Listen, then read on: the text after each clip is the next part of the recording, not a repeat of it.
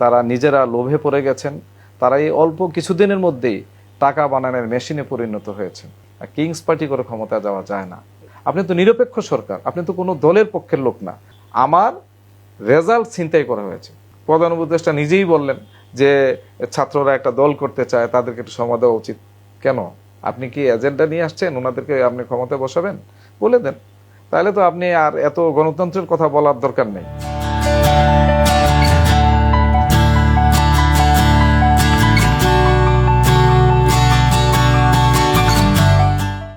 সুপ্রিয় দর্শক, আপনাদের সবাইকে স্বাগত জানাচ্ছি বাণিজ্য প্রতিদিনের বিশেষ আয়োজন আগামী রাজনীতি।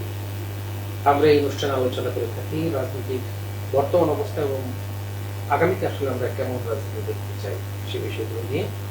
আজকে আমাদের মাঝে উপস্থিত আছেন বাংলাদেশ জাতীয়তাবাদী দল বিএনপির চাঁদপুর জেলার সহসভাপতি এবং মতলব দক্ষিণের সাবেক উপজেলা চেয়ারম্যান জনাব এম এ শুকুর পাটোয়ারি। আজকের অনুষ্ঠানে আপনাকে স্বাগত জানাচ্ছি। আসসালামু আলাইকুম, আপনাকেও স্বাগতম এবং আপনার মাধ্যমে যারা দেখছেন সবাইকে আমি সালাম জানাচ্ছি এবং আন্তরিক অভিনন্দন জানাচ্ছি। আমি একটু শুরুতে জানতে চাই যে আসলে এই যে বর্তমান রাজনীতির যে পরিস্থিতি, এই পরিস্থিতিটা আসলে আপনি কিভাবে মূল্যায়ন করবেন? ধন্যবাদ। রাজনৈতিক পরিস্থিতি আমি যদি বলি তাহলে আমরা একটি শ্বাসরুদ্ধকর অবস্থা থেকে আজকে এই অবস্থায় এসেছি। আমরা গত 17 বছর আমাদের বাক স্বাধীনতা বলা চলে রুদ্ধ ছিল, তবুও আমরা জীবনের ঝুঁকি নিয়ে আমরা আমাদের উপর দলের যে দায়িত্ব, যে কর্মসূচি, আমরা সেগুলি নিষ্ঠার সাথে, আন্তরিকতার সাথে, সাহসিকতার সাথে আমরা সেগুলি পালন করেছি। তো তারপর থেকে ছাত্র জনতার সম্মিলিত আন্দোলনের ফসল এই 5ই আগস্টের পরে ফ্যাসিস্ট সরকারের পতনের পর আমরা স্বাভাবিকভাবেই এগিয়ে যাচ্ছিলাম বা যাচ্ছি আমরা অভিষ্ট লক্ষ্যের দিকে, একটি সুষ্ঠু, অবাধ, নিরপেক্ষ নির্বাচনের মাধ্যমে একটি গণতান্ত্রিক সরকার প্রতিষ্ঠার লক্ষ্যে। তো এখন আমরা একটা জিনিস, যে এই সরকার, এই অন্তর্বর্তীকালীন সরকারকে আমরা বারবার আমাদের দলের পক্ষ থেকে আমাদের নেতৃবৃন্দ বলে আসছেন বা আমরাও বলছি যে ওনারা যেন একটি রোড ম্যাপ আমাদেরকে দেন। নির্বাচন, সংস্কার এবং বিচার সবগুলি ধারাবাহিকভাবে চলবে, তবে একটা রোড ম্যাপ অনুযায়ী হওয়া উচিত। আপনি লক্ষ্য করবেন ইদানিংকালে মনে হয় যেন সরকার একটা হযবরল অবস্থায় আছে।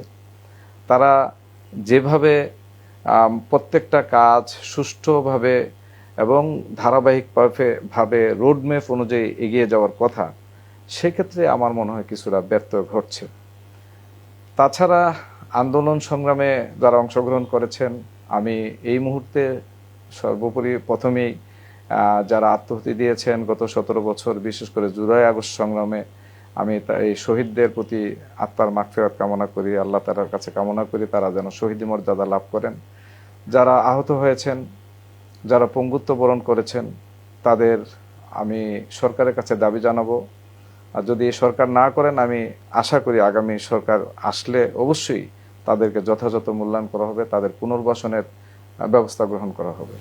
আমি আসলে যেটা আপনি বলছেন যে হযবরল পরিস্থিতি সরকারের, এই যে হযবরল পরিস্থিতির পিছনে কি রাজনৈতিক দলগুলো দায়ী কিনা? কিছুটা তো আছেই। আপনি লক্ষ্য করেছেন যে গত 2 দিন আগে জাপানে আমাদের প্রধান উপদেষ্টা মহোদয় একটি কথা বলেছেন। আমি মনে করি এই বক্তব্যটি দিয়ে উনি ওনার নিরপেক্ষতা হারিয়েছেন। প্রধান উপদেষ্টা আমরা বলবো আমাদের এই বাংলাদেশের গর্ব। ওনার দুর্দিনে দুঃসময়ে পার্লামেন্টে আমাদের নেত্রী যেভাবে কথা বলেছেন, ওনাকে যেভাবে ওন করেছেন এবং বিগত সরকার ওনাকে যেভাবে নির্যাতন করেছেন, নিষ্পেষণে ওনাকে রেখেছিলেন, সেখানে আমরা ওনার পক্ষে সোচ্চার ছিলাম। তো উনি আমাদের সকলেরই ঐক্যমতের ভিত্তিতে উনি এই দায়িত্ব গ্রহণ করেছেন। কিন্তু উনি বললেন একটি দলকে কিছুটা সময় দেওয়া দরকার। এই জিনিসটা বোধহয় উনি সঠিক বলেননি। একটি জিনিস লক্ষ্য করবেন, আপনি যদি আমি আমার এই ক্ষুদ্র রাজনৈতিক অভিজ্ঞতায় আমি যদি দেখি যে আমাদের 1/11-এর সময় অনেক রাজনৈতিক নেতৃবৃন্দ সেখানে কথা বলেছিলেন যে আর পলিটিক্স করবেন না, কিন্তু সেনাবাহিনী যখন সেই সময়ের যারা দায়িত্বে ছিলেন তারা যখন তাদের নিরপেক্ষতা হারালেন, তারা যখন ব্যবসায়ীদের ধরে ধরে তাদেরকে নিয়ে নিয়ে সেখানে তাদের থেকে বিভিন্নভাবে টাকা আদায় শুরু করলেন, তখনই তারা আমি মনে করি তাদের মনোবল ভেঙে গেছে, তারা শেষ পর্যন্ত নির্বাচন দিতে বাধ্য হয়েছে। ঠিক তেমনিভাবে এই নতুন দলের আপনি কর্মীদের কথা বা তাদের পিএস এপিএস অথবা যারা আছে, আমি মনে করি তারা তাদের যে উপর মানুষের যে আস্থা, মানুষের যে প্রত্যাশা, সেই প্রত্যাশা তারা পূরণে ব্যর্থ হয়েছেন। তারা নিজেরা লোভে পড়ে গেছেন। তারা এই অল্প কিছুদিনের মধ্যেই টাকা বানানোর মেশিনে পরিণত হয়েছেন। আপনি লক্ষ্য করেছেন যে সার্জিস আলম, সে তার এলাকায় গেছে 400-500 গাড়ির বহর, বা অন্যান্য যারা আছে তাদের মধ্যে যে মেধাবী নাই আমি সে কথা বলবো না, কিন্তু তাদের কাছে জাতি এটা সেটা প্রত্যাশা করে না। জাতি, আমি মনে করি তাদের আমি আমার ক্ষুদ্র অভিজ্ঞতা থেকে মনে করি যে তাদের উচিত ছিল তারা দূরে থেকে তারা রাষ্ট্রকে সঠিকভাবে পর্যবেক্ষণ করা, যে আপনারা ভুল করবেন আমরা ধরিয়ে দেব।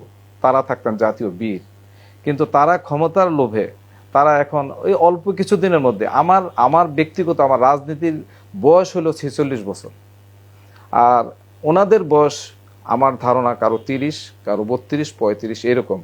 সুতরাং নিজেদের আরও বেশি অভিজ্ঞ করে ওনারা যদি ভবিষ্যতে আমাদের এই রাজনীতিতে আসতেন, আমার মনে হয় জাতি তাদেরকে সম্পদ হিসেবে গ্রহণ করতেন। কিন্তু তারা নিজেরা যেভাবে শুনছেন তাদের আত্মীয় স্বজন, তাদের যে পিএস এপিএস, তারা কিভাবে দুর্নীতিতে নিজেদেরকে নিমজ্জিত করে ফেলেছেন। আমরা যদি ফ্যাসিস্ট সরকারের দুর্নীতির কথা বলি, তাহলে আমরা এই যে অল্প কিছুদিনের মধ্যে যারা দায়িত্বে আছেন তাদের দুর্নীতির কথা কেন আমরা লক্ষ্য করব না? জনগণ সব লক্ষ্য করছে। আমরা রাজনীতি করছি, আমাদের স্বভাব চরিত্র, আমাদের অতীত বর্তমান, আমাদের কার্যকলাপ সব কিছু জনগণ লক্ষ্য করছে। সুতরাং সেই ক্ষেত্রে বলবো যে নিশ্চয়ই ওনারা শুধু রাজনৈতিক দল না, সকলে মিলেই, রাজনৈতিক দল বিএনপি সঠিক ট্র্যাকে আগাচ্ছে। বিএনপিকে অনেকেই বলে নির্বাচন। বিএনপি কেন নির্বাচন চায়? বিএনপি এই যে তাদের এই ছাত্র জনতার অর্জিত যে সাফল্য, সেটাকে ভুলুণ্ঠিত হতে দেখতে চায় না। আপনি কাউকে ক্ষমতা বসানোর জন্য এই অন্তর্বর্তীকালীন সরকার কোনো এজেন্ডা নেয় নাই বা নেওয়া উচিত হবে না। ওনারা একটা নিরপেক্ষ এবং একটা গ্রহণযোগ্য নির্বাচন দিতে ওনারা প্রতিশ্রুতিবদ্ধ। আপনি 5ই আগস্টের পর থেকে আপনি যদি ডিসেম্বর ধরেন, তাহলে আপনি 1.5 বছরের মতো হয়ে যায়। আমরা যদি অতীতের দিকে লক্ষ্য করি, তাহলে আমাদের সবার ছাত্র জনতার সম্মিলিত আন্দোলনের ফসল বিচারপতি শাহাবুদ্দিন সাহেব যখন আসছেন, মাত্র 3 মাসের মধ্যে একটি নির্বাচন দিয়েছেন। বিএনপি সকল দলের আন্দোলনের ফলে সেখানে 96-এ একটি নির্বাচন দিয়ে অল্প কিছুদিনের মধ্যে তারপরে আরেকটি তত্ত্বাবধায়ক সরকারের সুন্দর একটি তত্ত্বাবধায়ক সরকার মডেল উপস্থাপন করে সংসদে পাশ করে একটি নির্বাচন দিয়ে পরপর 3টি নির্বাচন হয়েছে। কিন্তু আওয়ামী লীগ এসে সেই পদ্ধতিটি বাতিল করে দিলেন আজীবন ক্ষমতা থাকার স্বপ্নে। তো এখন যেটা হচ্ছে সেটা হলো যে এই নতুন দলটিকে ক্ষমতায় আনার জন্য এই যে পরিকল্পনা, এই যে প্রলম্বিত করার একটা চিন্তা, এটা জনগণ ভালোভাবে নিবে না। এইটা কি আসলে এই যে আপনি যেটা বললেন এনসিপি বা নতুন দল জিপিএম, তারা আসলে দায়িত্বে আসার পর থেকে চাঁদাবাজির প্রতি বা তাদের একটা পিএস দুর্নীতির শিকার যাচ্ছে, এই শব্দগুলো তো আসলে বিএনপি এবং জামাত বা এক্সওয়াইজেড আরো যে দলগুলো আছে, এই গণঅধিকার পরিষদ, প্রত্যেকের বিরুদ্ধে এরকম অভিযোগ আসছে। 5ই আগস্টের পরে আসলে আওয়ামী লীগ বিহীন যে দেশ, এই দেশে আসলে যে যার মতো সুযোগ পাচ্ছে চাঁদাবাজি করতেছে। হ্যাঁ, আপনার কথাটা একেবারে অমূলক নয়। এখানে কিছু কিছু ঘটনা আছে সব দলের উপরেই কিছু আছে, কিছু আছে ঘটনা, ধরেন বিএনপি বা জামাতের কিছু প্রতিষ্ঠান ছিল, এটা কেউ জোর করে জবরদখল করে ফেলেছে, ওইগুলি তারা পুনরুদ্ধার করেছে। কোনো কোনো ক্ষেত্রে কারো ব্যবসা প্রতিষ্ঠানকেও দখল করেছে, সেটা তারা পুনরুদ্ধার করেছে। কিন্তু এর বাইরেও যে মানে চাঁদাবাজি হচ্ছে না, এই কথা আমি বলবো না। আপনারা লক্ষ্য করছেন যে আমাদের দল, বিশেষ করে আমাদের ভারপ্রাপ্ত চেয়ারম্যান তারেক রহমান খুবই কঠোর, জিরো টলারেন্স এই ক্ষেত্রে উনি দেখাচ্ছেন। বাংলাদেশের হাজার হাজার নেতাকর্মী এই পর্যন্ত বহিষ্কৃত হয়েছেন। অনেকে দলের পক্ষ থেকে দায়িত্ব নিয়ে তাদেরকে দেখা গেছে যে কারাগারে বা পুলিশের কাছে, আইন শৃঙ্খলা রক্ষাকারী বাহিনীর কাছে সুপার্দ করা হয়েছে। সুতরাং তারপরেও আমরা দলের পক্ষ থেকে আরো কঠোর অবস্থান গ্রহণ করা হয়েছে যাতে এটা কম হয়। কিন্তু কিছু কিছু ক্ষেত্রে আপনি লক্ষ্য করবেন এটা প্রোপাগান্ডা হচ্ছে। বিএনপিকে হেয় প্রতিপন্ন করার জন্য উদ্দেশ্য প্রণোদিতভাবে অনেক অনেক ফেক নিউজ, ফেক আইডি থেকে প্রচার করা হচ্ছে, যেটা অবশ্যই কাম্য নয়। আমি চাইবো যারা সত্যি ঘটনা তুলে ধরুক, সত্যি ঘটনাগুলি। অনেকে ভয়ে মুখ খুলছে না যে পরবর্তীতে তার বিরুদ্ধে কোনো অ্যাকশন নেওয়া হয় কিনা। আমি এটুকু বলতে পারি একজন ক্ষুদ্র কর্মী হিসাবে যে নির্ভয়ে আপনি তো তথ্য দিতে হবে। আপনি পুলিশকে দিবেন অথবা দলের নেতৃবৃন্দের কাছে দিবেন। আপনি যদি সেই তথ্য সঠিকভাবে আপনি সেখানে উপস্থাপন করেন, তাহলে আমার মনে হয় তার ব্যবস্থা যদি দল গ্রহণ না করে, তখন বলবেন দল স্বজনপ্রীতি করছে। কিন্তু আমাদের দল থেকে কখনো স্বজনপ্রীতি করা হচ্ছে না, কঠোরভাবে এগুলি দমনের ব্যবস্থা গ্রহণ করা হচ্ছে। আর আরেকটা কথা আপনাকে আমি ইনশাল্লাহ দৃঢ়তার সাথে বলে দিতে চাই, যদি আগামী জাতীয় সংসদ নির্বাচন ইনশাল্লাহ যথাসময়ে এবং নিরপেক্ষভাবে হয়, বাংলাদেশ জাতীয়তাবাদী দল ইনশাল্লাহ সংখ্যাগরিষ্ঠ আসন নিয়ে ক্ষমতায় আসবে। এই যে চাঁদাবাজি কিছু কিছু জায়গায় ধরেন বিএনপির যে বিষয়গুলো আসে বা জামাতের আসে, যেমন এই যে 5 আগস্টের পর্যন্ত অন্তর্দ্বন্দ্বে আপনাদের নিজেদের অনেক কর্মী মারা গেছে, এইটা আসলে আপনি কিভাবে মূল্যায়ন করেন? দখলদারিত্ব নিয়ে যে একটা গ্রুপ যাবে ওইটার একটা গ্রুপ নিয়ে সেই হ্যাঁ, এরকম কিছু ঘটনা আছে, কিন্তু একটা খুব বেশি এই ঘটনাগুলি আমার মনে হয় না। আমি একটু আগে যে কথা বললাম যে এগুলি কিছুটা হলো পারিবারিক দ্বন্দ্ব, কিছুটা হলো তাদের আধিপত্য বিস্তারের একটা চিন্তা। সেই ক্ষেত্রে কেউ কেউ এই ধরনের ঘটনা ঘটাচ্ছেন। দলের কোনো নেতা কর্মী দলের নাম ব্যবহার করে এরকম করেন আমি মনে করি না, করার কোনো সুযোগ নাই। তারপরও আমি সুনির্দিষ্ট তথ্য দিয়ে আমাদের জেলা নেতৃবৃন্দের কাছে অথবা কেন্দ্রীয় নেতৃবৃন্দের কাছে যদি কেউ অভিযোগ করেন, আমি এটুকু বলবো সমস্ত জিনিস সম্পূর্ণ গোপনীয়তার মাধ্যমে এগুলি তদন্ত করা হবে এবং তার নাম প্রকাশ করা হবে না, এবং যিনি ঘটনা ঘটাবেন তার বিরুদ্ধে যথাযথ ব্যবস্থা গ্রহণ করা হবে। এই যে ধরেন আমরা 5 আগস্টের আগে বাংলাদেশের যে পরিবেশ ছিল, এখন তো নিঃসন্দেহে সেই পরিবেশ নেই। এই যে তারা দায়িত্ব নিয়েছে, বরাবর বলে 3টা কাজকে তারা প্রাধান্য দিয়ে দায়িত্ব নিয়েছে: সংস্কার, বিচার এবং নির্বাচন। এই যে সংস্কার আর বিচার বাদ দিয়ে আপনারা শুধু আপনাদের থেকেই নাকি নির্বাচনের আওয়াজটা অনেক বেশি, সেটা আপনাদের?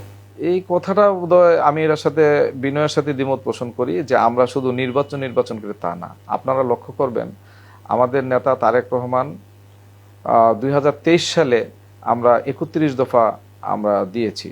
সেই সময়ে ফ্যাসিস্ট সরকারের আমলে এই যে 31 দফা প্রণয়ন করা, আপনারা প্রত্যেকটা দফা যখন একটা একটা করে বিশ্লেষণ করবেন, দেখবেন যে এখানে সংস্কারের মূল উপাত্ত, তথ্য উপাত্ত সবকিছু এখানে আছে। এখানে আমরা সংস্কারের পক্ষে, আমরা সংস্কারটাও চাই, আমরা বিচারটাও চাই, আমরা পাশাপাশি নির্বাচনটাও চাই। আমরা বলতেছি একটা রোড ম্যাপ দেন। আপনি সংস্কার করতে এতদিন লাগে না তো। যেই সংস্কারের কথা ওনারা বলছেন, একই জিনিস বারবার বলছেন, এমন কিছু কথা এখানে নিয়ে আসতে চান, এটা আদৌ বাংলাদেশে এটা সম্ভব হবে কিনা জানি না। আমাদের দেশে এখানে যারা সংস্কারের সাথে সম্পৃক্ত আছেন, এনে 2-1 জন আছেন যারা অভিজ্ঞ, স্থানীয় সরকারের সাথে সম্পৃক্ত, যেমন ডক্টর তোফায়েল সাহেব আছেন, বদিউল আলম মজুমদার সাহেব আছেন। ওনারা এই বিষয়গুলি নিয়ে দীর্ঘদিন ধরে কাজ করছেন। এবং এখানে যারা অন্যান্য কমিটিগুলিতে, কমিশনে যারা আছেন, আমি মনে করি তারা একেবারেই অযোগ্য তা আমি বলবো না, কিন্তু কালক্ষেপণের জন্য আমি মনে করি ওনারা দায়ী থাকবেন। এই কালক্ষেপণটা কখনোই কাম্য নয়, এটা দ্রুতই করে ফেলা যায়। বিএনপির বিরুদ্ধে বিভিন্ন অপপ্রচার করছে, আমরা সংস্কার মানে বিএনপি মানে নাই। আপনি দেখবেন যে সংস্কারের অধিকাংশ বিষয়গুলি আমাদের বিএনপির স্থায়ী কমিটির সদস্য সালাউদ্দিন সাহেব বলেছেন যে 260টির মধ্যে বিএনপি প্রায় 90টির সাথে একমত পোষণ করেছেন। একটা বড় দল, স্বাভাবিকভাবে আমরা অতীতে রাজনীতি করা দল, রাষ্ট্র পরিচালনার অভিজ্ঞতা আছে, সব কিছু মিলিয়ে কোনটা করা হবে ভালো হবে, কোনটা করা খারাপ হবে, সেই বিবেচনার থেকে হয়তো আমাদের নেতা, আমাদের দল সেগুলি বলছেন। তারপরও অন্যান্য দলগুলির মানে সাথে আলাপ আলোচনার ভিত্তিতে দুই একটি বিষয় যদি থাকে, মতানৈক্য থাকে, এটা মিলে যাওয়া বা এটা একমত হওয়া খুব কঠিন কাজ না। কিন্তু এই সংস্কার করে করে কি সংস্কার? আপনি এই সংস্কারগুলি একদিন দিয়ে দেন না, একদিন সমস্ত সংস্কারগুলি উপস্থাপন করে আমরা এই করতে চাই, সেখানে আমাদের দলের পক্ষ থেকে বলে দেবে এটা ইয়েস এটা ইয়েস, আপনি পাবলিকলি ছেড়ে দেন না। পাবলিক কি চায় দেখেন, আপনি এই কালক্ষেপণ করে কাউকে আপনি প্রতিষ্ঠিত করার চেষ্টা করা আমি মনে করি আদৌ সমীচীন হবে না। প্রধান উপদেষ্টা নিজেই বললেন যে ছাত্ররা একটা দল করতে চায়, তাদেরকে একটু সময় দেওয়া উচিত। কেন? আপনি কি এজেন্ডা নিয়ে আসছেন, ওনাদেরকে আপনি ক্ষমতায় বসাবেন? বলে দেন, তাহলে তো আপনি আর এত গণতন্ত্রের কথা বলার দরকার নেই। আপনি নানানভাবে এখনো তো আমরা দেখছি এই প্রশাসনে দেখা গেছে যে বিএনপি বা অন্যান্য দলের মতাদর্শ, যাদের অন্যান্য দলের যারা সমর্থক ছিলেন অথবা এক সময় তারা ছাত্র রাজনীতি করেছেন বা অথবা করেন নাই, অন্য দলকে মনে মনে লালন করেন, ধারণ করেন, এই কথা চিন্তা করে, অথবা অনেক মেধাবী অফিসার তার আত্মীয় স্বজন কেউ অন্য দল করেন, সেই কারণে তাদেরকে বঞ্চিত করা হয়েছে। সেই বঞ্চিত যেই লোকগুলি আছে তাদেরকে আপনি কেন যথাযথ মর্যাদা দিবেন না? আপনারা অনেকেই হয়তো তাদেরকে দিয়েছেন, তাদেরকে বুথাপেক্ষ প্রমোশন দিয়েছেন, কেন তাদেরকে একটু মানে তাদের এই মেধাবী লোকগুলিকে কেন ভালো ভালো জায়গায় আপনি এই মুহূর্তে পোস্টিং দিবেন না? আপনি তো নিরপেক্ষ সরকার, আপনি তো কোনো দলের পক্ষের লোক না। আপনি ধরেন, আমি যদি একটু উদাহরণ দিই, আমাদের ঢাকা বিশ্ববিদ্যালয়ের একজন মেধাবী ছাত্রনেতা ছিলেন, আমাদের মতলবের গর্ব, জনাব জাকির হোসেন কামাল ভাই। ওনাকে কোনো প্রমোশন নাই, উনি একটা দল করার কারণে বা একটা দলের সমর্থক হওয়ার কারণে উনি একজন মেধাবী অফিসার, খোঁজখবর নিয়ে দেখবেন। কিন্তু ওনাকে উচিত ছিল এই সরকার এসেই একটা গুরুত্বপূর্ণ জায়গায় ওনাকে চুক্তিভিত্তিক দায়িত্ব দেওয়া। এরকম শত শত, আমি একটা জাস্ট উদাহরণ দিলাম আপনার কাছে, এরকম শত শত বঞ্চিত মেধাবী নেতা আমাদের অফিসার আছে, তাদেরকে এখনো যোগ্য স্থানে তাদেরকে বসানো হয়নি। কাদেরকে বসানো হয়েছে? এই এনসিপি বা এখন যারা সরকারের মদতপুষ্ট আছেন, ওনারা যাদেরকে চাচ্ছেন। আপনারা লক্ষ্য করেছেন যে আমাদের স্থানীয় সরকার উপদেষ্টা মহোদয়, তিনি ডিউ লেটার দিয়ে এক জায়গায় একজনকে বসিয়েছেন, আবার আরেক জায়গায় ডিউ লেটার দিয়েছেন। এই যে এই কাজগুলি তো ওনাদের কাজ না। উনি তো একজন ছাত্র নেতা, উনি একটা আন্দোলনের ফসল, একটা আন্দোলনের নেতৃত্ব দিয়েছেন। ওনারা আমার সমগ্র জাতিকে ওনারা ওন করবেন। ওনারা যদি 2-4 জন লোককে ওন করেন, যে পার্সোনাল ওনাদের সাথে যোগাযোগ করতে পারে, তাদেরকে আপনি প্রমোট করবেন, আর যারা বঞ্চিত তাদেরকে বঞ্চিতই রেখে দেবেন, এটা তো হয় না। এই যে আপনি একটা মাঝখানে কথা বলেছিলেন যে 90 সালে যার সময় আপনারা ক্ষমতা এসছেন, একটা স্বল্প সময়ের মধ্যে আবার নির্বাচন দিয়ে তারপর আবার বিএনপি ক্ষমতা আসছে, সেটা 2001 সাল পর্যন্ত 6 সালের নির্বাচন পর্যন্ত তত্ত্বাবধায়ক সরকারই ছিল। 90-এর সেই প্রেক্ষাপট আর এখনকার প্রেক্ষাপট, 2009 সালে আওয়ামী লীগ ক্ষমতায় আসার পরে সেটা যে সময় বাতিল করে তারা সংখ্যাগরিষ্ঠ সংসদ সদস্য ভোটের মাধ্যমে তারা সেই কাজটা করেছে। আপনারা তো ধরেন এখন নির্বাচন দিলে সংখ্যাগরিষ্ঠ অনেক বেশি হয়ে যাবে, আশা করি। সেক্ষেত্রে কি আপনাকে আওয়ামী লীগের মতো ফেসিজম কাজ করে? অবশ্যই না। আমি আপনাকে যে কথাটা একটু আগে বলতে চাইছিলাম, আমাদের নেতা তারেক রহমান সম্পর্কে মিডিয়া অনেক অপপ্রচার করেছেন, অনেক কথা বলেছেন। ওনার সম্পর্কে তাদের ধারণা কম, তাদের ধারণা ছিল না। তারা আগের থেকে বুঝেছিলেন যে তারেক রহমান এই বাংলাদেশে, তার বাবা রাষ্ট্রপতি ছিলেন, যার মা প্রধানমন্ত্রী ছিলেন, সেই মেধাবী মানে পরিবারের সন্তান তারেক রহমান তাকে এখনই রুখে দিতে হবে। তার যে কথাবার্তা, তার শব্দচয়ন, বাচনভঙ্গি, এগুলি তারা ভয় পাচ্ছেন। সেই কারণে তারেক রহমান সম্পর্কে তারা মিডিয়া নানান রকম অপপ্রচার করেছেন, এমনভাবে করেছেন যে মনে হয় যেন মুখরোচক গল্পের নায়ক ওনাকে বানিয়ে ফেলেছিলেন। কিন্তু আমরা যারা তৃণমূলের কর্মী, আমরা যারা ওনার সাথে মিশেছি, আমরা দেখেছি ওনার ভীষণ, ওনার আন্তরিকতা, ওনার চিন্তা। উনি প্রত্যেকটা, বলা চলে বাংলাদেশের প্রত্যেকটা উপজেলায় উনি ঘুরেছেন, প্রত্যেকটা জেলায় জেলায় উনি মিটিং করেছেন, সেখানে পরামর্শ দিয়েছেন। আমি বিশ্বাস করি আপনারা দেখবেন বাংলাদেশের ইতিহাসে শহীদ রাষ্ট্রপতি জিয়াউর রহমানের সন্তান এবং খালেদা জিয়ার সন্তান হিসাবে তারেক রহমান বাংলাদেশে এমন একটা সুন্দর, সকলের একটা বৈষম্যহীন, সকলের কাছে যা জনগণ যা প্রত্যাশা করে ওইরকম একটি রাষ্ট্র পরিচালনা ইনশাল্লাহ উনি করবেন। উনি নিজেই বলেছেন 2 বারের বেশি কেউ প্রধানমন্ত্রী হতে পারবেন না। সেখানে আরেকটি কথা বিএনপি পরবর্তীতে সংযোজন করেছেন যে একাধারে 2 বার করা পরে, মানে 2 বারের বেশি হওয়া যাবে না, তবে বিরতি দিয়ে পরবর্তীতে যদি দল চায় তাইলে আবার কাউকে হয়তো বানাতে পারবে। আপনি এই প্রত্যেকটা জিনিস যখন চিন্তা করবেন যে এই সংস্কারগুলি বিএনপি যেভাবে দিয়েছে, তাহলে অন্যরা যারা সমালোচনা করছেন তারা নিশ্চয়ই তাদের সমালোচনা আশা করি বন্ধ করবেন।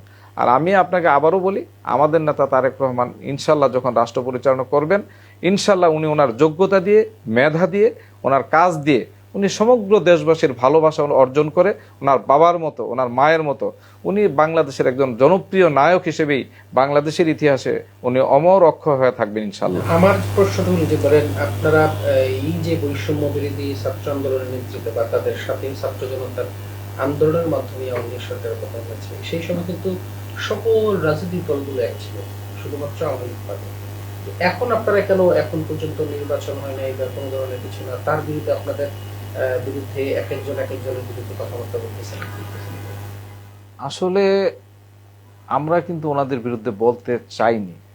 আপনি যদি লক্ষ্য করেন, আপনি একটা উদাহরণ আমি সামনে চলে আসলো যে আমাদের ঢাকার সিটি কর্পোরেশন নির্বাচনে দক্ষিণের একজন জনপ্রিয় নেতা ইশরাক সাহেব, ইঞ্জিনিয়ার ইশরাক, তারপরে তরুণদের আইকন, একজন সৎ মেধাবী একজন নেতা।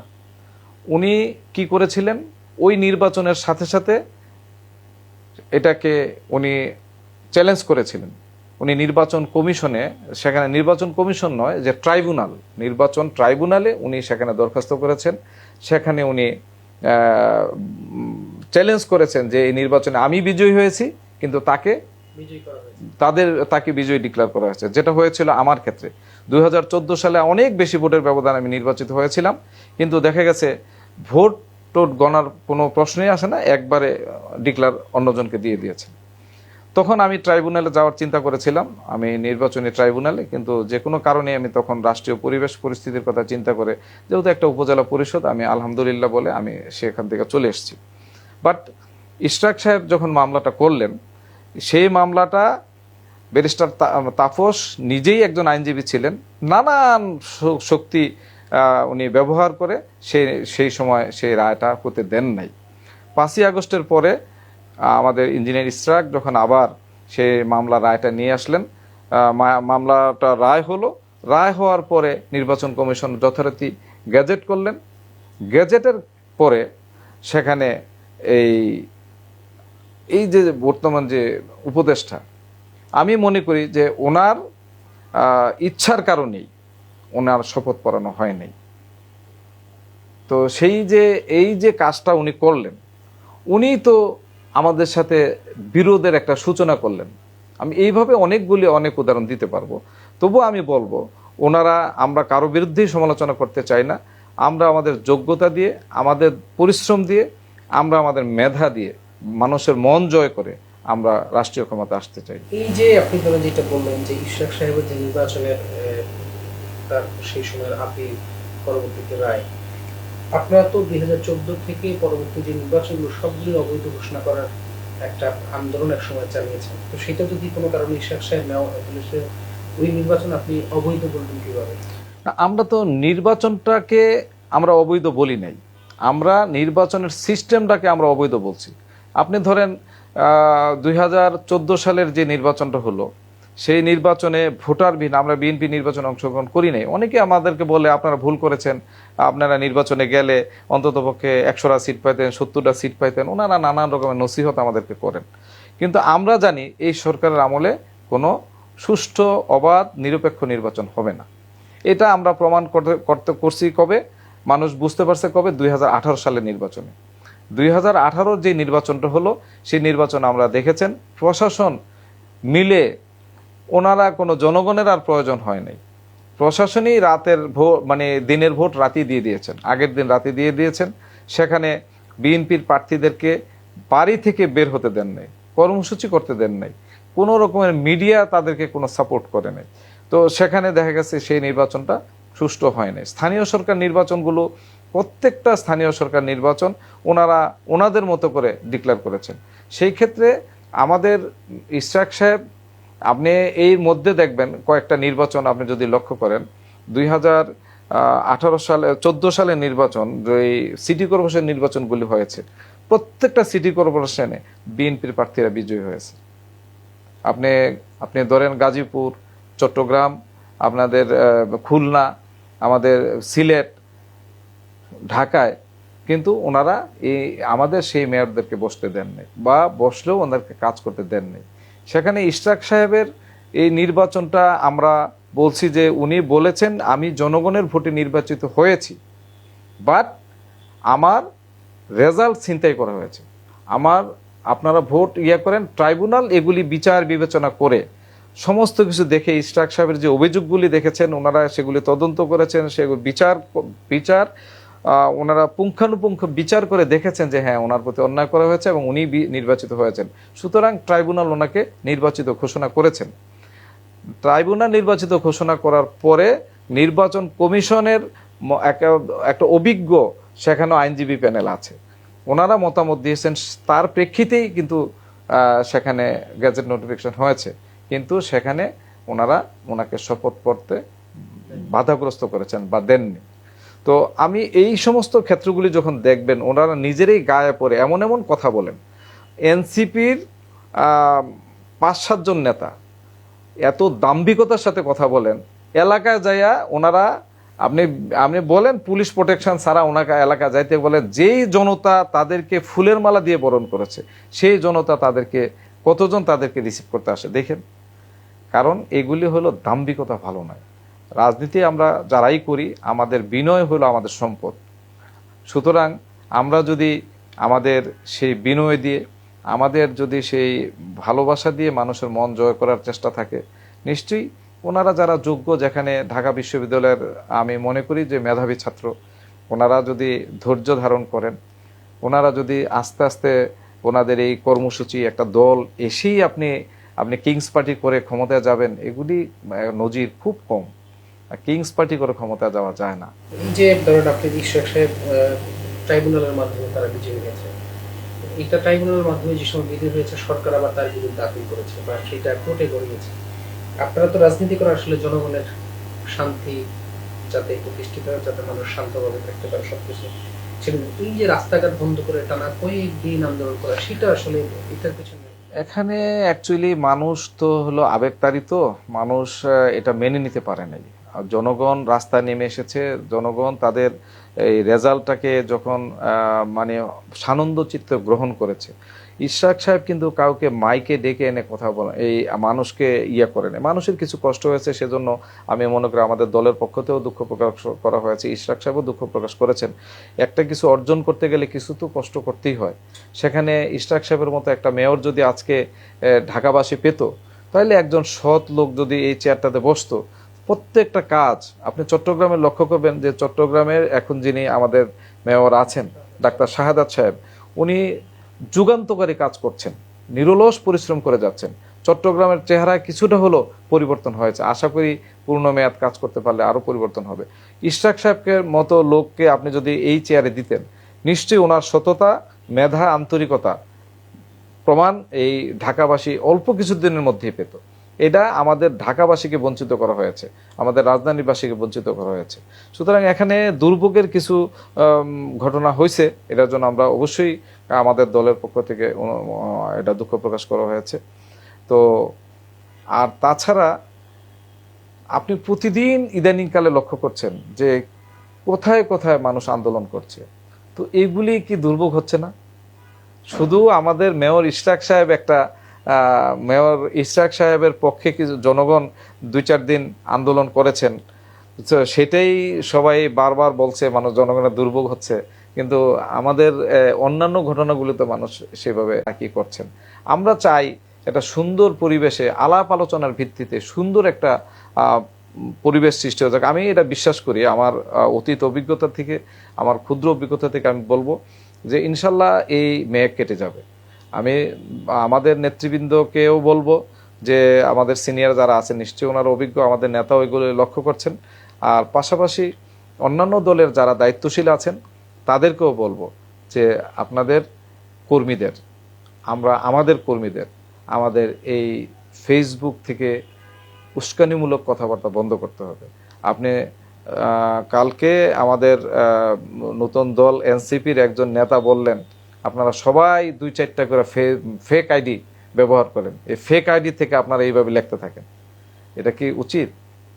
এটা তো এটা আমি মনে করি যে উনি তথ্য যে অধিকার, সে আইন, সেটা উনি লঙ্ঘন করলেন। উনি শিক্ষা দিচ্ছেন ওনার কর্মীদেরকে, এত মানে হলে তো হবে না, অনেক ধৈর্যের পরিচয় দিতে হবে। এইটা আমি একটা বিষয়, আপনারা আসলে এই যে গত মাসব্যাপী সারা বাংলাদেশে প্রোগ্রাম করেছেন, সর্বশেষ ঢাকাতে সমাবেশের মাধ্যমে শেষ করেছেন। সেখান থেকে আসলে যতগুলো প্রোগ্রাম হয়েছে, ইভেন আপনাদের ভারপ্রাপ্ত চেয়ারম্যান যে লাস্ট প্রোগ্রাম প্রধান অতিথি বক্তব্য বলেছেন যে ডিসেম্বরের মধ্যে আপনারা নির্বাচন চান, এটা কি আপনাদের এক দফা আন্দোলন যে ডিসেম্বরে আপনাদের নির্বাচন দিতে? এখনো আমরা এক দফায় যাই নাই, তবে আমাদের লক্ষ্য, আমি ইতিপূর্বে আপনাদের এই বিষয়গুলি বিশ্লেষণ করেছি যে সংস্কারের কথা বলে টাইম কিল করা অথবা বিচারের কথা বলে টাইম কিল করা, বিচারটা কিন্তু ধারাবাহিক প্রক্রিয়া। আমরা যে কথা বলেছি যে জুডিশিয়াল কিলিং হয়েছে অতীত সরকারের আমলে, যারা জামাতের নেতৃবৃন্দ এবং বিএনপির আমাদের সালাউদ্দিন সাহেব, ওনারা জুডিশিয়াল কিলিংয়ের শিকার হয়েছেন। আমরা চাইব যে তারা যেন এই কথাগুলি আমাদেরকে বলতে না পারে। আমরা সময় নিব, আমরা বিচারটা একেবারে তাৎক্ষণিকভাবে করে একজনের ফাঁসি দিয়ে দেন। আমাদের দেশে তো আর ইসলামিক আইন নাই বা ওরকম নাই যে তাৎক্ষণিকভাবে 2 দিনের মধ্যে 3 দিনের মধ্যে এটা করে ফেলতে পারবে। তারা যেন কোনো প্রশ্ন করতে না পারে। এইগুলি যারা এক্সপার্ট আছে, আইন বিশেষজ্ঞ আছে, তারা সমস্ত খুঁটিনাটিগুলি বিচার করে আস্তে আস্তে, আমি মনে করি যে পদ্ধতিগত ভুল যেন না হয়, মেজর মিস্টেক যেন না হয়, আইনকে সামনে নিয়ে এই বিচারগুলি যেন করা হয়। আর সেই বিচার করতে গেলে একটু সময় লাগবেই। এই সরকারকে করে যেতে হবে এটা কিন্তু কেউ বলে নেই, এটা আমরাও বলি না, এটা হলো ধারাবাহিক প্রক্রিয়া। বাট এখানে সংস্কারের বিষয়টা কি কি বিষয় সংস্কার আমরা করতে চাই। ধরেন তত্ত্বাবধায়ক সরকার আমাদের এখানে নাই, এটা উঠিয়ে দিয়েছে তারা, তত্ত্বাবধায়ক সরকারটা নিয়ে আসেন। সেখানে এখন তো অন্তর্বর্তীকালীন সরকার আছে, ওনাদের অধীনে তো নির্বাচনটা হচ্ছে। নির্বাচনটা কি হলে ধরেন টাকার ছড়াছড়ি হবে না, নির্বাচনটা কি হলে ফ্রি ফেয়ার ক্রেডিবল হবে, কি করলে জনগণ নির্ভয়ে ভোট কেন্দ্রে যেতে পারবে, এই বিষয়গুলি সামনে নিয়ে আসেন। এবং একজন সৎ লোক, একজন ভালো লোক যেন নির্বাচিত হতে পারে, সেইগুলি কি করলে এই নির্বাচনটা আরও গ্রহণযোগ্য হবে, সেগুলি সামনে নিয়ে আসা উচিত বলে আমি মনে করি। কিন্তু ওনারা এগুলি না করে, ওনারা এই বারবার মানে আমি মনে করি জাতিকে ব্ল্যাকমেইলিং করার চেষ্টা করলে জাতি কিন্তু সজাগ। আমি কোনো ভুল করলে, আপনার এখানে কথা বলছি, আমি এখানে কোনো ভুল তথ্য দিলে আমার এই ভুল তথ্যটাকে ধরার জন্য শত শত চোখ রেডি।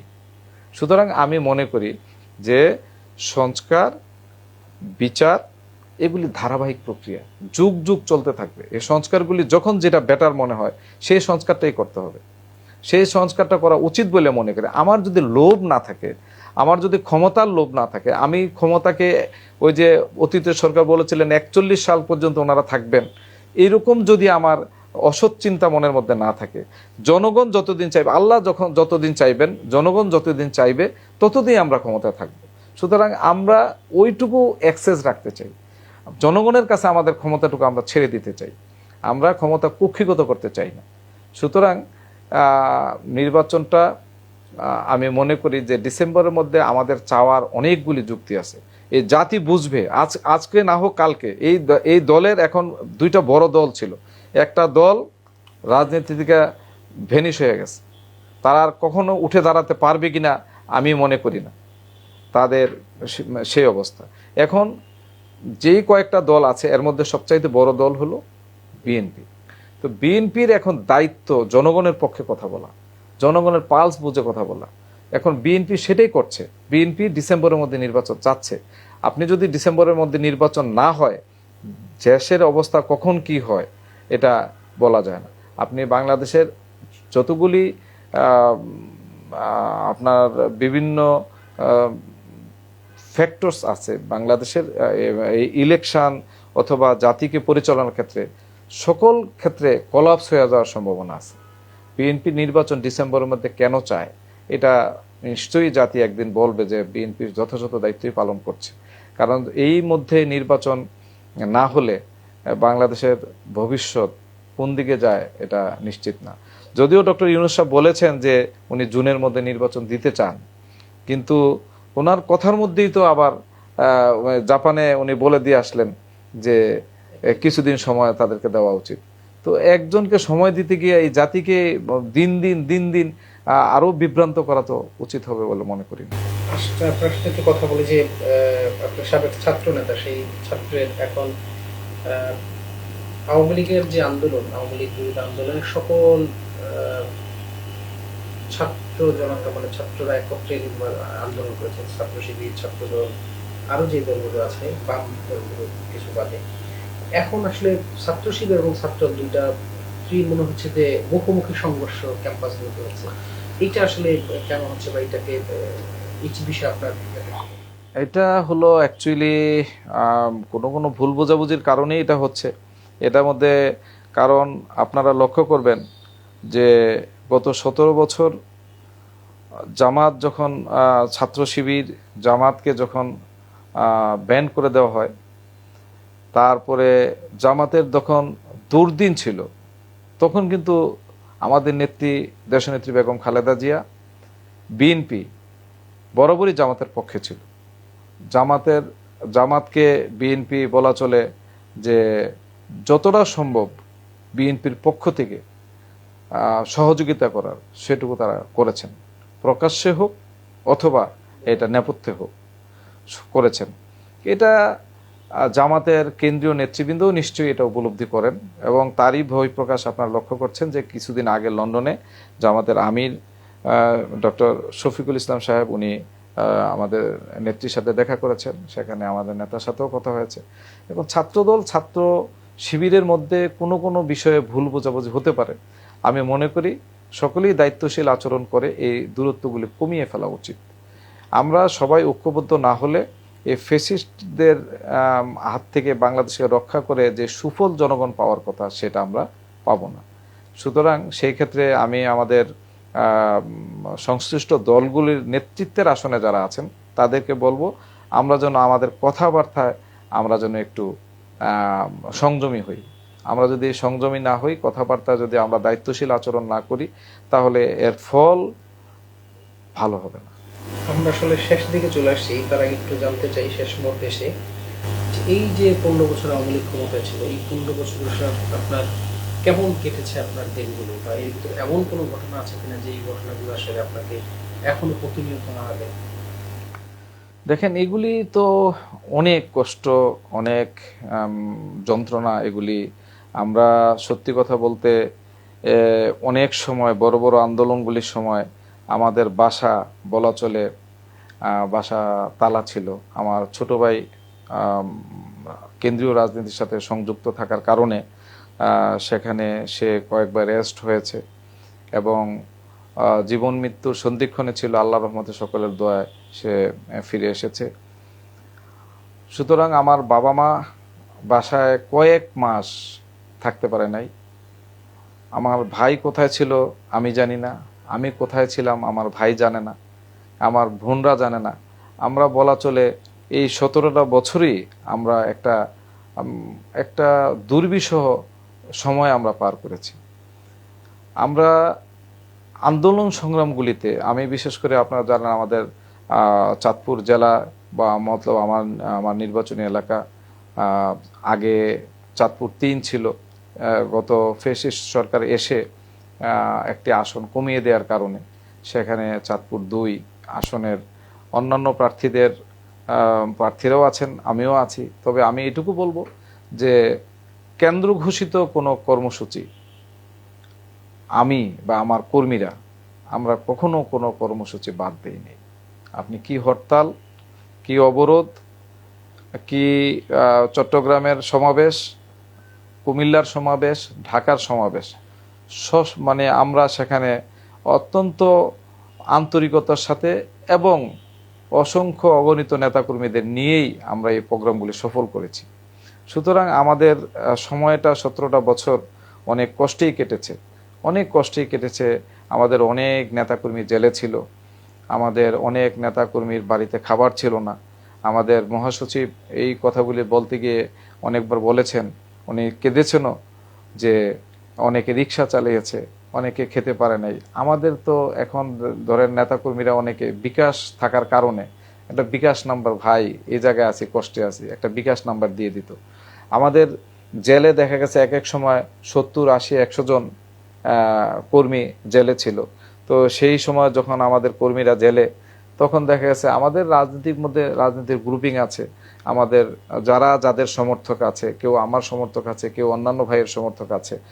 আমরা সর্বোচ্চভাবেই চেষ্টা করেছি আমাদের কর্মীদেরকে আমরা আন্তরিকভাবে সহযোগিতা করতে, জেলখানায় তাদের খোঁজখবর রাখার জন্য, যারা তাদের ফ্যামিলির খোঁজখবর রাখার জন্য আমরা এই কাজগুলি খুবই আন্তরিকতার সাথে, নিষ্ঠার সাথে করেছি।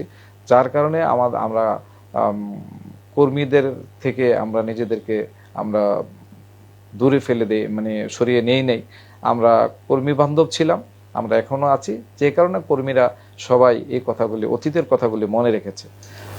আমরা আসলে শেষ প্রশ্ন আপনার কাছে, যে চাঁদপুর তো একটা আসন কমিয়ে দিয়েছে বিগত সরকার, এখন সেই আসনটা আসলে আবার নতুন করে সেটাকে পুনরুজ্জীবিত করার একটা প্রক্রিয়া চলছে।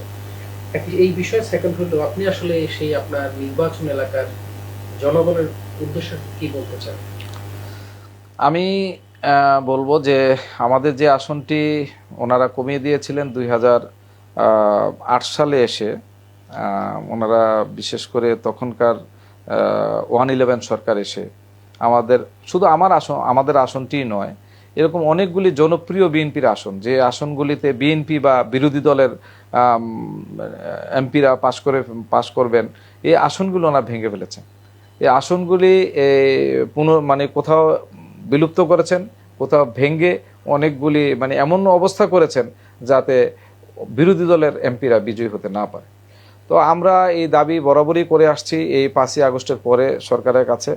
গত কিছুদিন আগে এটা আমাদের আইন উপদেষ্টা মহোদয় সেটা বলেছেন যে যেই এম্বার্গোটা ছিল এটা উঠিয়ে দিয়েছেন। এখন আমরা আশা করি আগের যে আসনগুলি যে অবস্থায় ছিল সেই অবস্থায় ফিরে যাবে ইনশাআল্লাহ। তো আসনগুলি ওই অবস্থায় ফিরে যাওয়া, এটা জনতার দাবি, ছাত্র জনতার দাবি, এবং আমাদের এই স্পিড যেটা 5ই আগস্টের, সেটাও আমরা বলবো সেটা যে আগের অবস্থানে আমরা ফিরে যেতে চাই এবং যেতে হবে। সেজন্য আমরা আশা করব যে আগের মানে আসনটা হয়ে যাবে। সেজন্য আমরা আমাদের কার্যক্রম অব্যাহত রেখেছি, আমরা দরখাস্ত করেছি, আমরা সেখানে শুনানিতে যাওয়ার জন্য প্রস্তুত আছি। আমি আশা করি যে এটা খুব বেশি হবে না, আমাদের আসনগুলো আগের মতোই ইনশাল্লাহ হয়ে যাবে। আমাদের এলাকার মানুষের প্রতি, জনসাধারণের প্রতি আমার অনুরোধ থাকবে যে ওনারা অতীতে কারা ওনাদের পাশে ছিল, অতীতে কারা বিভিন্ন দায়িত্ব পালন করেছে, কার স্বভাব চরিত্র কেমন, কার আচার আচরণ কেমন, নেতাদের সাথে কর্মীদের সাথে তাদের ব্যক্তিগত আচরণটা কেমন, এগুলি ওনারা বিবেচনা করবেন। সর্বোপরি দলের প্রার্থী যিনি হবেন, অবশ্যই আমার দলও আশা করি এই বিষয়গুলো, আন্দোলন সংগ্রামে কার ভূমিকা কী ছিল, এইগুলি বিবেচনা করেই আশা করি মনোনয়ন দিবেন। আর সেই ক্ষেত্রে আমি বিশ্বাস করি যে আমাদের দল যখন এই তথ্য উপাত্ত গ্রহণ করবেন এবং তৃণমূলের নেতৃবৃন্দের খোঁজখবর নেবেন, ইনশাল্লাহ আশা করি সেই ক্ষেত্রে আমার আসন ইনশাল্লাহ পুনর্বিন্যাস হবে এবং আমি আশা করি আমার দল থেকে আমি ইনশাল্লাহ মনোনয়ন পাব এবং মনোনয়ন পেলে আমি বিশ্বাস করি আমাদের এই নির্বাচনী এলাকার জনগণ স্বতঃস্ফূর্তভাবে ভোট দিয়ে তাদের প্রিয় প্রার্থীকে তারা বিজয়ী করবেন। সেক্ষেত্রে আমি বিশ্বাস করি ইনশাল্লাহ আমাকেই বিজয়ী করবেন। এতক্ষণ আমাদের সাথে বাণিজ্য প্রতিদিনকে সময় দেওয়ার জন্য আপনাকে ধন্যবাদ। থ্যাংক ইউ আপনাকেও এবং যারা দর্শক আমি সবাইকে ধন্যবাদ জানাচ্ছি এবং আশা করি আপনারা সবাই দোয়া করবেন যেন আগামীতে আপনাদের সেবা করতে পারি। সুপ্রিয় দর্শক, আমরা তখন দেখছিলাম বাণিজ্য প্রতিদিনের বিশেষ আয়োজন আগামী রাজনীতি। আমরা এই অনুষ্ঠান আলোচনা করে থাকি বর্তমান রাজনৈতিক পরিস্থিতি এবং আগামী দিনে আসলে কেমন রাজনীতি আমরা চাই সেই পরিবেশ নিয়ে। আজকের অনুষ্ঠানের অতিথি হিসেবে আমাদের মাঝে উপস্থিত ছিলেন বাংলাদেশ জাতীয়তাবাদী দল বিএনপির চাঁদপুর জেলার সহসভাপতি এবং সাবেক উপজেলা চেয়ারম্যান মতলব দক্ষিণ জনাব এম এ শুকুর পাটোয়ারি। আপনারা এতক্ষণ যারা দেখেছেন, পরবর্তীতে আবার যারা দেখবেন, সবাইকে আন্তরিক শুভেচ্ছা ও অভিনন্দন জানিয়ে এখানে শেষ করছি। আল্লাহ হাফেজ। দেশের #1 ট্রেডিং অ্যাপ নিফটি ফার্স্টে পাচ্ছেন ট্রেডিং এর সব সুবিধা, dual exchange access, company analysis, portfolio তৈরি করা সহ আরও অনেক ইউনিক ফিচারের সাথে ট্রেড করতে ডাউনলোড করুন এক্ষুনি।